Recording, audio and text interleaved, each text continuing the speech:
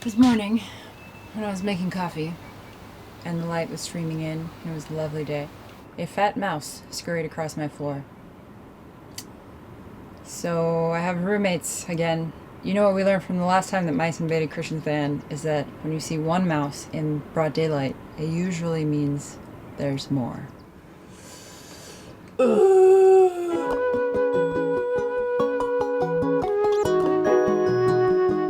I was not planning to film this video at all. Things keep getting weirder and weirder. My house batteries died 3 times, mostly because it's been raining and there's not enough sunshine. Luckily, I made it to this current house sit that I'm at and decided to order a lithium battery charger to charge the house batteries while plugged into the house. But the other day, I'm driving back from the grocery store and I noticed my battery light is on. So I checked the battery connections and monitored the voltage, and it's pretty low. 12.1. Yesterday morning, I run out to the van to go change the battery. I am literally on the way to go get my battery replaced, and my van won't start. Making all kinds of weird noises. Ah. I've had this Genius Noco boost since I moved into my SUV, so over 5.5 years. I've never had to use it. Kind of have no idea what I'm doing. We're gonna try it. Okay, I think this is right. Negative, positive. I'm just gonna power it on and see what happens, I guess. Oh. Dang it.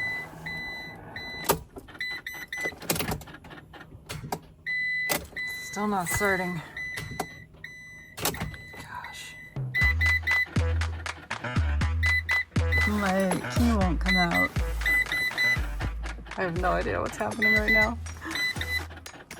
Okay, so the Noco Genius did not work. I'm gonna try this instead. Luckily, I'm doing house sit, so I can plug into their house electricity, but if I were in the mountains, which I was supposed to go shoot today, I'd be in a tough spot.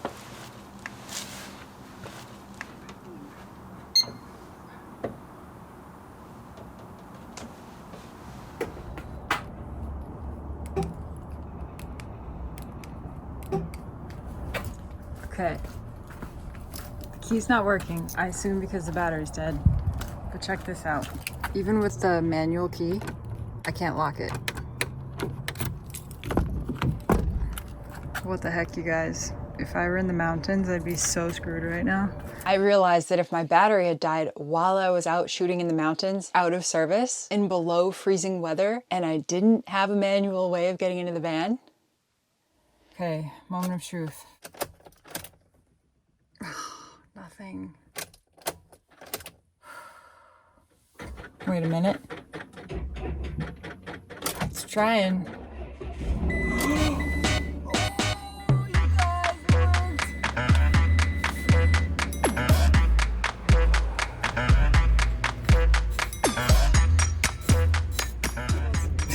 This van has always worked absolutely perfectly. I've never had any issues. And when I take it to get preventative care, it just hits the fan left and right. Like, what? Oh, also, I got into an accident with a cement pole at a gas station. So, yeah, that's exciting.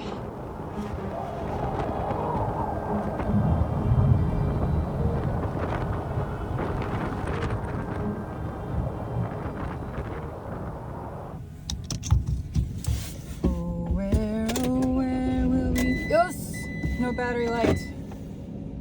Hell yeah. Woo! Oh my word. That was a big drop. I was just gonna edit some more and then go to sleep, but the van has been rocking like crazy. I checked the weather because I wanted to film tomorrow, and it said that there's a high wind advisory, like severe weather warning. I am parked right between two tall trees, and I walked outside and a big gust of wind came and the trees were just right over my van. Not good. And there's big branches laying all around me. Dang it! First branch just fell. We gotta get out of here. Oh, I just hit the top of my van. Okay. We're off.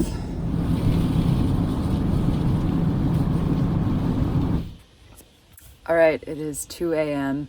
I just made it to a parking lot. I'm stealth camping in the city for the night. So it's 2 a.m. and I have a work call at 6 a.m. And there's a handful of people on it. I guess it's an international call, so that's why it's so early. Probably get up at 5:30. So like I have 3.5 hours to sleep. All right, good morning.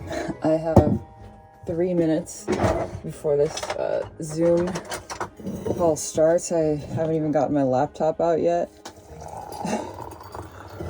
Gotta make my coffee, get out my laptop, sign into Zoom, and try to look awake. This is probably the most unflattering angle ever. I don't know if you guys saw this document. We have like an agenda where So far. Oh my gosh. Yeah, I mean, I'm awake now. This is actually good. I've had the coffee. I'm wired. Ready? You guys. Oh my god. No! Where did it go? Where did it go? What you're looking at is insulation that I pulled from up here, where apparently a mouse was making a home, and I had no idea. I did see a mouse scurry across the floor, which I told you guys about, but then I bombed the place with peppermint and I hadn't seen him since, so I figured he left. But look, this was also in the same spot. Started to claw at my favorite towel. So I took everything out, cleaned it, and put dryer sheets up there, and hoping that it doesn't come back. Because I was around people all day long.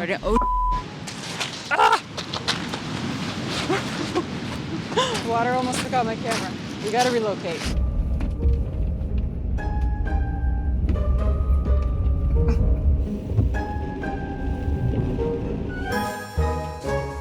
There's a steady stream of water leaking in from the back window. You can see my cushion is soaked, and it was all wet underneath here as well. My battery light has come on not once, not twice, but 4 times since I've replaced my battery. I gotta take it into the shop tomorrow. They said they want it for a full day, and I'm like, sir.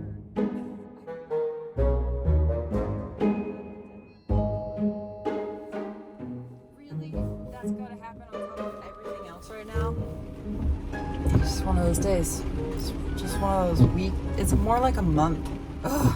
Tonight, I went and got wine, then hit my wine glass, and wine everywhere. It was like a massacre on my couch cushions. Put tons of stain remover on it and washed it, and it's still extremely noticeable. Where am I? What did I do? I had to go pick up my registration, had to get groceries, oh, and I had to fill water. Now I gotta go shower. It's been 5 or 6 days. I'm excited. I'm so excited to feel clean. It's like Christmas morning.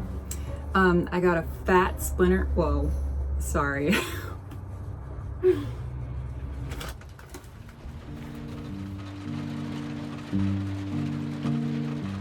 All right, this little van here that's driving away, it has circled around this parking lot 5 or 6 times, and it stops right next to my van and just like parks there with its lights on. And it's so just creepy.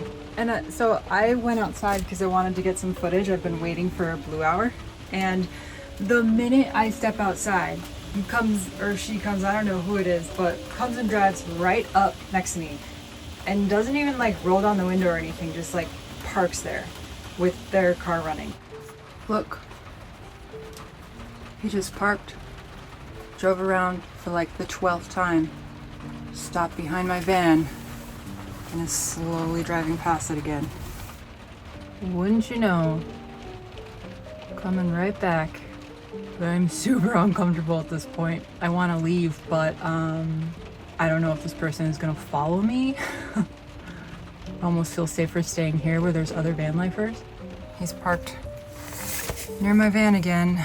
Okay, this is what he does. He parks next to the van, and then he goes around in a circle and drives really slow next to my van. It makes no sense. I don't get it. This has been going on for at least the last hour and a half. Now he's parked right in front of me. What is this guy doing? It almost seems like an intimidation tactic. Like, it's not cool. Here he comes again.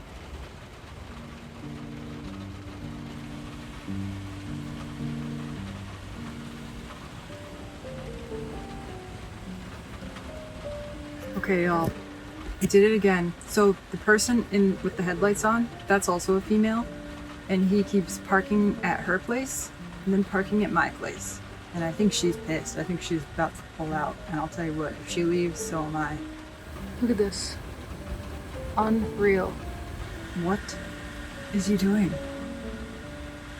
I seriously want to go confront him so bad, but I feel like that's a bad idea, just in case he's like on or something.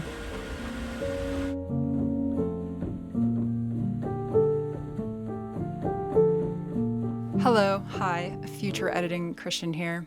So I didn't actually film how this night ended because it was kind of an intense moment. I was pretty creeped out, so I decided to put away my things and just pack up and leave.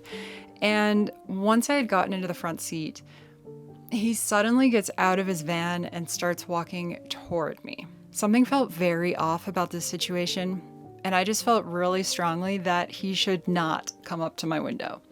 So I was very aggressive, especially because it was now dark outside and this person could have approached me at any point while it was still daylight. Like, he was there for, I think it must have been like 2.5 hours circling around. He could have come up when I was outside, but instead he chose to wait till it was literally nighttime. So I did not get out of my van. I rolled down my window and I shouted at him to basically back the fuck off, which did seem to startle him a bit, but he kept walking toward me. At which point I got very aggressive and he stopped, turned, and walked back to his van. So luckily there wasn't any face-to-face confrontation. Once you let someone physically get into your space, your options narrow significantly. So I do not give people the benefit of the doubt if I feel uncomfortable or threatened in any way. Maybe he really was just trying to work up the courage to say hello or something like that, but the behavior was concerning enough that I just wasn't willing to take that risk. So why am I sharing this? First of all, just because this is a side of van life I have not personally experienced before, but it was very real and less than ideal. And I do think it's important to put out there, not only for my fellow solo female travelers, but also just for any male travelers as well who might have questions about how to approach a solo female traveler. Circling around her space for hours is not the way. Approaching during a vulnerable moment is also not a good idea. Unless she's choking and you're a paramedic or there's a bear attacking her. Anyway, y'all know I'm mostly out here sharing all the beautiful parts of living on the road, so I just wanted to throw out a little dose of reality. It's been a wild few months, things just kept comically going wrong. Also, please don't judge the quality of my work based on the footage from this video. Most of it was downright unusable and filmed on my iPhone when it was completely dark outside. So the footage is really grainy and basically unusable, but you guys encouraged me to share, so I hope you like this one. And it is my birthday tomorrow, and my plan is to go camping in one of my favorite places with potentially a very special guest. I was thinking I might even film a little Q&A. I have never ever done a Q&A before, not on Instagram or YouTube. So if you have any questions you'd like me to answer, drop them down below. And as always, thank you for being here. Y'all stay safe out there, and I will see you next time.